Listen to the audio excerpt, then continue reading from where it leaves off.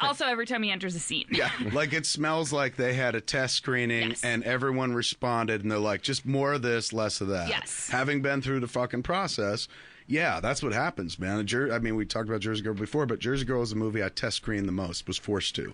12 separate times. Oh, man. And when you start making cuts based on an audience reaction that you're never going to meet again, it's a slippery slope. I've always said, look, you bring me a crowd, and if they all say shit, I'll cut to their notes, but then give me that same exact crowd to then show them the second pass. Because otherwise, it makes no sense. But what they do is you meet one audience, they go, this sucks, this blows, and the studio goes, you heard him, fucking fix it. So you go in and change it, and they're like, let's test it again. Then you test with a completely different audience, and you're not answering the old notes anymore. You're answering their all brand new notes. Oh, it's a mess. It's a terrible mess. So you go through, and it's not as bad as like fucking Home Invasion. That's a terrible mess. Things like that. But the idea of a real home invasion. But at is least a really the home bad, invasion is not. That's hard, disheartening. A home invasion scary. is never noted, though. You go in, you do your stuff, and you nobody's leave. ever like, you could have done that better.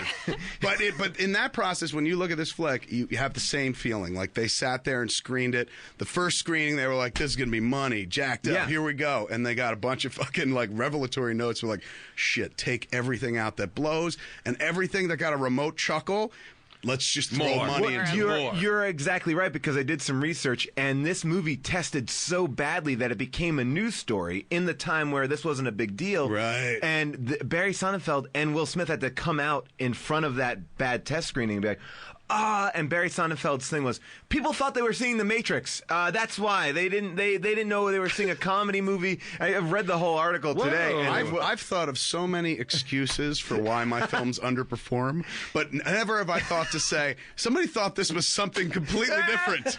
People set in the future, not the old West. Misunderstanding. Yeah, this is not my fault. Nothing more than for every time you test screen a movie now, you come out in front of it and say, people thought they were seeing The Matrix. I am so always The Matrix, though. Always The Matrix. They thought it was going to be in 3D and IMAX. But just to give you a sense of how the dialogue kind of plays, this is Will Smith, who is a black man, talking to a man who is crippled, and you will hear how they just go back and forth. Well, a man who plays a crippled. Yes, a man who plays a crippled. Yes, very important distinction. Yes. Here we go.